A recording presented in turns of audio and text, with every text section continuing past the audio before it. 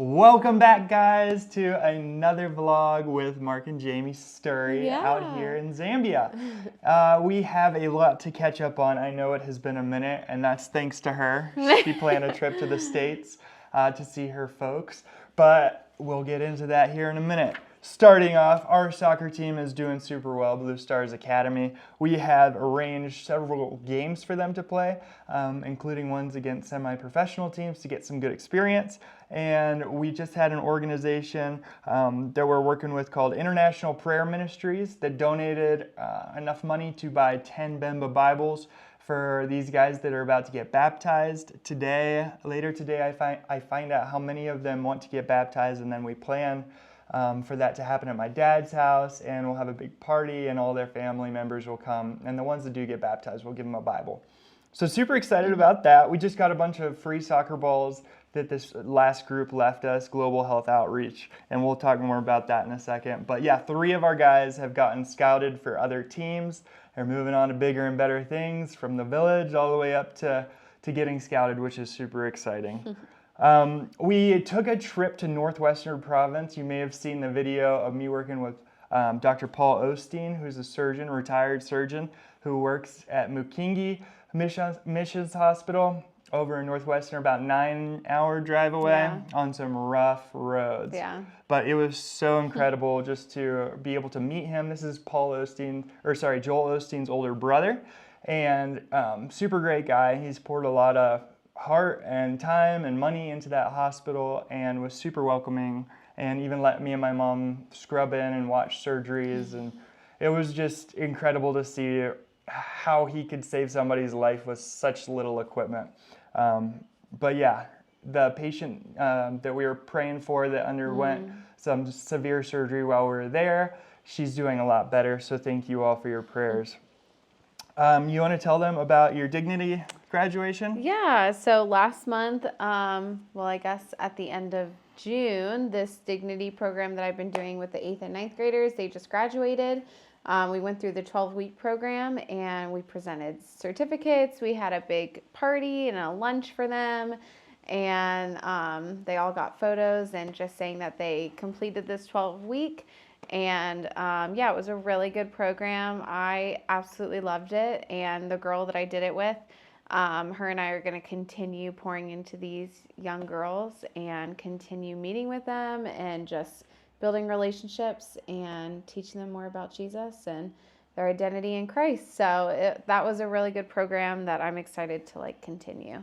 And then along with that, I got officially trained with the Dignity Beyond Ourselves program. So I did 2 days of online training, which were several hours, but it was really good. I just got to see the actual training of it all and the people in South Africa that have created it, and it's just such an incredible program, and got to do that. So now I'm officially certified, Ordained. I guess, whatever. You've been knighted. In that.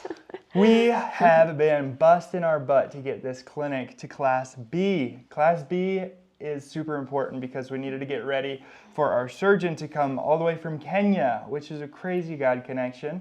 But him and his team are going to be coming on the 19th of this month, so in about 5 days from now, and he's going to be doing cleft lip, cleft palate, tumor removal.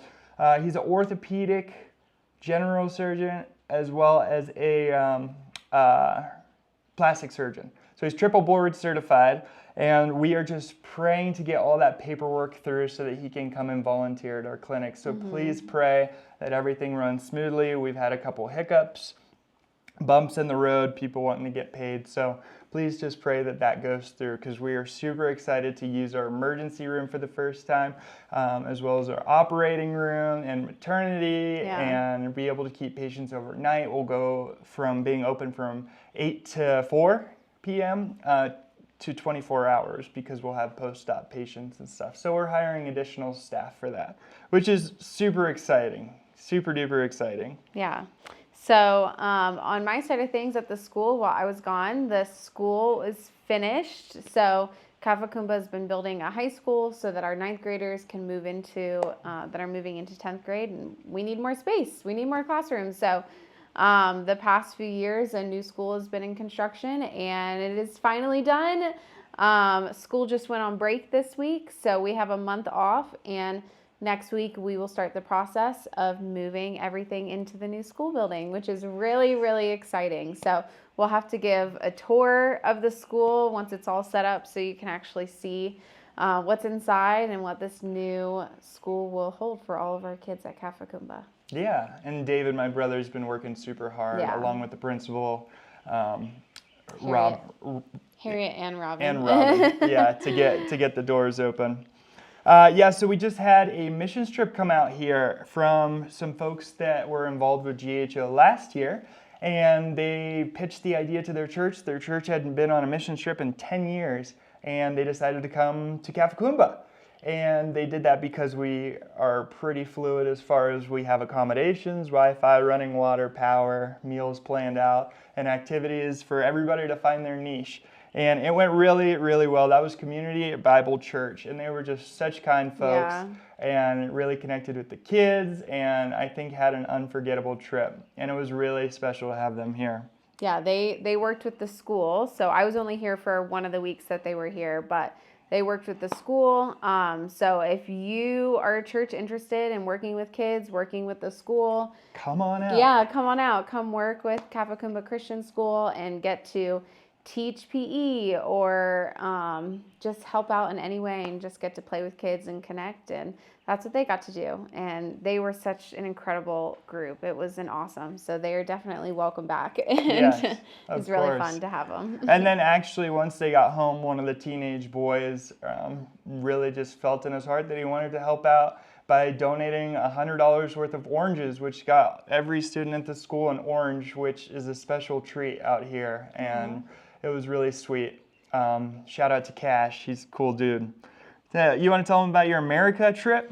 Yeah. Riding solo? So I went to America. We moved here 13 months ago, and so I needed to go home to go see my family, go see my parents. And I went on a solo trip. So this was my first time doing a huge international trip like this all by myself. I was very nervous. But God just paved the way. Immediately when I walked into the airport, the day that Mark dropped me off, about 20 minutes later, someone says, Jamie, and I turn around and it's a couple from our church that is on the same flight as me. So it's like right away, God was like, I got you. Like, you don't need to be scared. You don't need to be worried or stressed or anxious. Like, I'm with you this entire journey. So, and he absolutely was. And so I flew to Delaware first, got to be with my dad and his side of the family.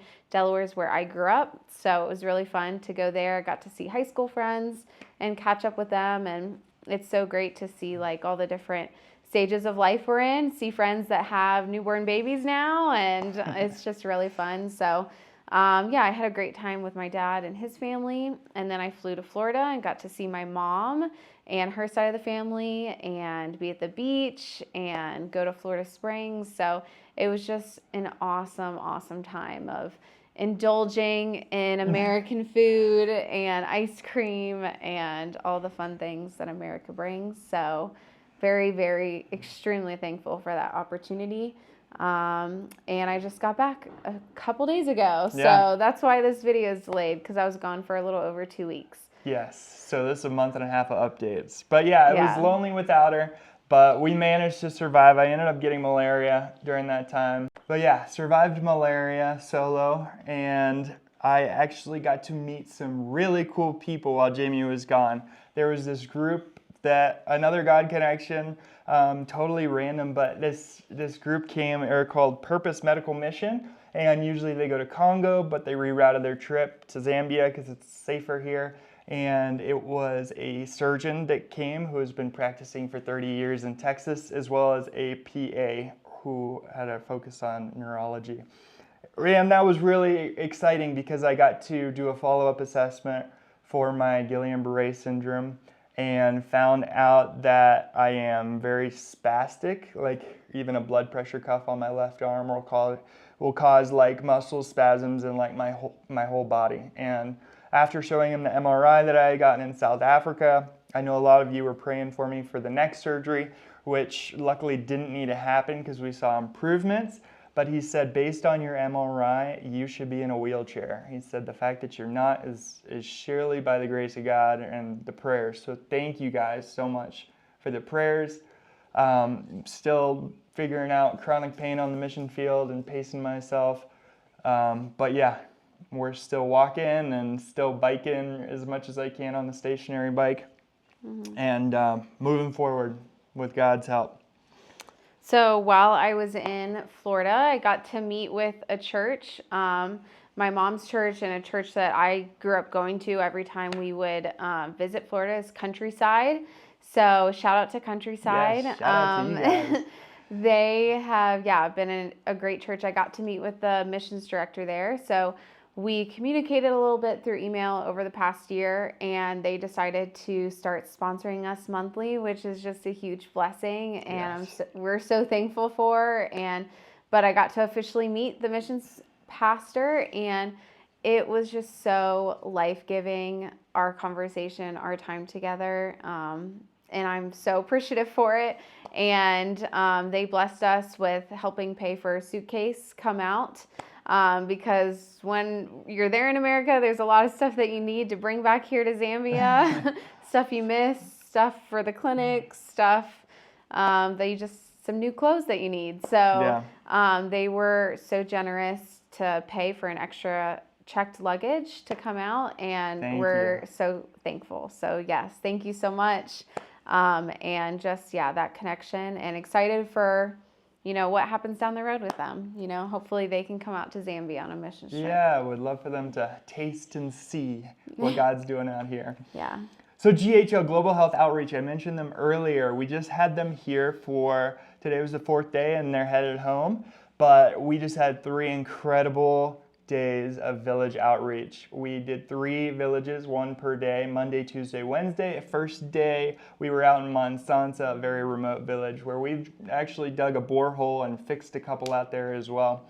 And we got to go out there and see like 163 patients, and we had six doctors, and we gave out a bunch of eyeglasses, and so the blind could see and read their Bible. And we also had dental here as well.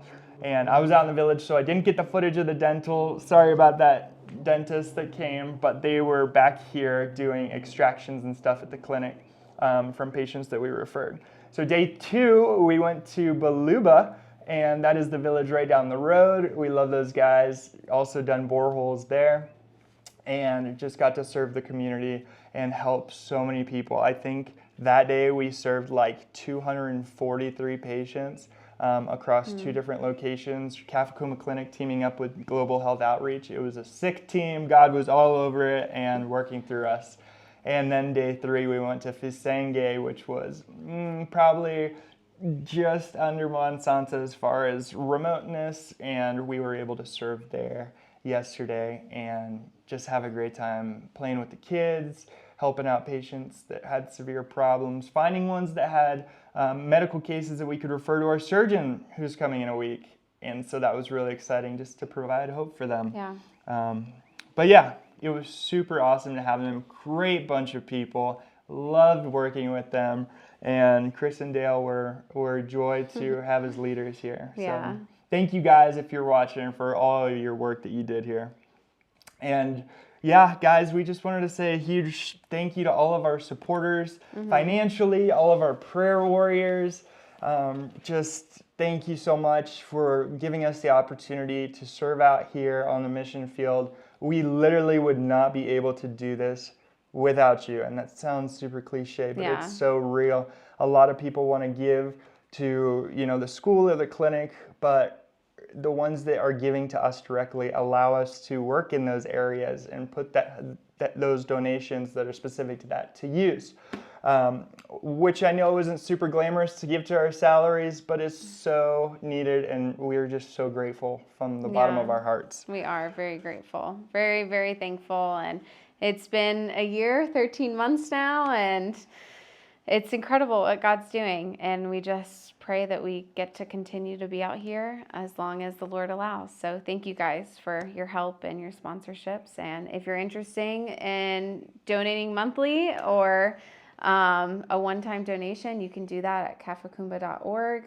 Go to give, and you can choose Mark and Jamie's salaries to donate towards us. So we're very, very thankful for it. Awesome. Thank you guys so much. And next time, we will be reporting on all of the great work that our surgeon has done in our OR, which I cannot wait to tell you about. So until then, guys, thanks so much. Bye. Bye.